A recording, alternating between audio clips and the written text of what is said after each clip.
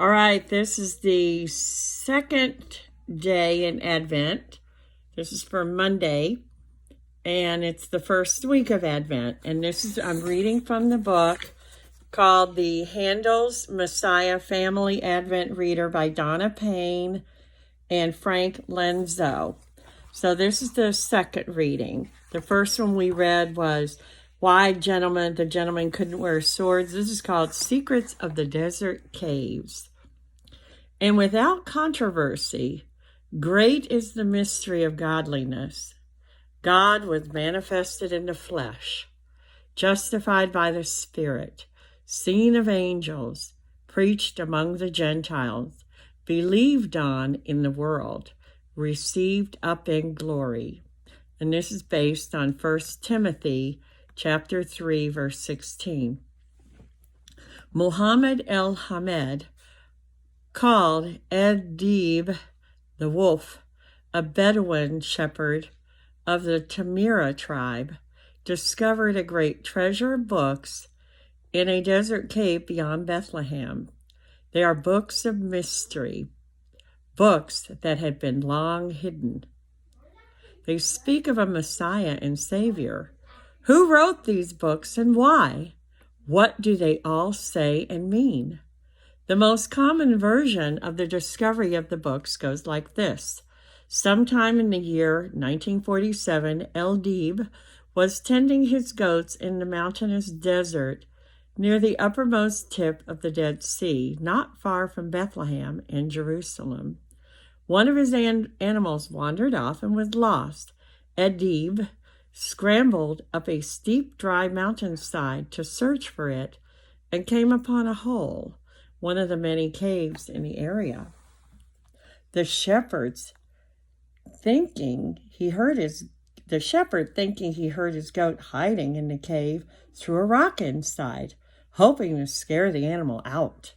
But instead of the sound of rock hitting rock, El-Dib heard the sound of something breaking.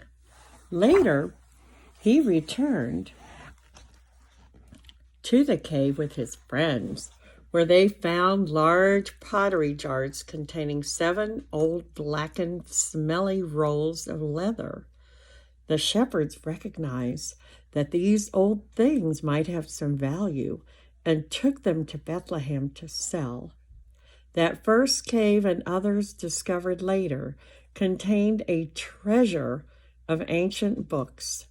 They were scrolls, books written on rolled up lengths of leather, papyrus or reed paper, and in one case, copper. Eventually, nearly 300 caves were explored in the Dead Sea area. 11 contained scrolls or pieces of scrolls. The 7 scrolls from the first cave ended up in the hands of a group of religious leaders and scholars. One of the first American archaeologists to see copies of the scrolls called them an incredible find. And so they were. The copper scroll found in Cave 3 is a list of treasure buried around the Dead Sea area. The treasure would be worth millions of dollars if anyone could find it. The other scrolls are copies of books from times before and after the birth of Jesus. The Dead Sea Scrolls include parts or whole of every book in the Old Testament except the book of Esther. The scrolls are 1,000 years older than any copies of the Bible found before them. Yet they are nearly identical to the Old Testament books we have today. They show that throughout the ages, the scribes who copied God's book have done so with an incredible accuracy that helps us to have faith in the truthfulness of the words that we read today. Near the caves are the ancient ruins of Qumran. the remains of a Jewish religious community from around the time of Christ's birth. Most scholars believe that these were the people who kept the books. Some of the scrolls tell about this group. Like most Jews of that time, the people of the Qumran community were waiting for a Messiah, a Savior of Israel. Some of their writings describe their ideas about the Messiah. For centuries, people like those at Qumran and all over Israel hoped for a Messiah. The Old Testament parts of their scrolls told them something about the promised Messiah. He would be born in Bethlehem of King David's line. He would bring peace and righteousness to the world, but no one knew when the Messiah would come or exactly what he would exactly do. Christians believe that the mystery was solved with the birth of a Jewish baby 2,000 years ago.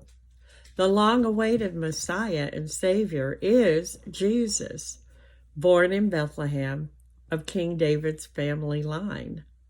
The New Testament says that Jesus is the mystery that has been kept hidden for ages.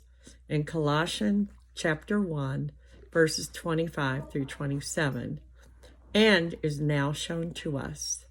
Every year, during the few weeks before Christmas, Christians remember the long wait for the Messiah.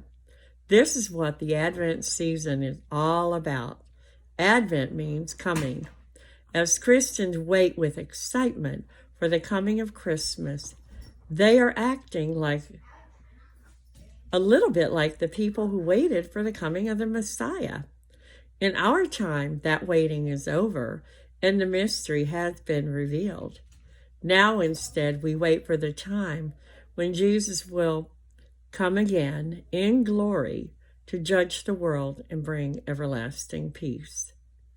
Just as the secrets of the desert caves were finally discovered after so many years, so the mystery of the Messiah is finally revealed in Jesus. The description of Jesus in today's Bible verse is a wonderful summary of who he is. That is why these are the first few words that appear in Handel's musical story of the Messiah, though they are part of the preface that is never sung. God became human. Jesus was proven to be God by his miracles.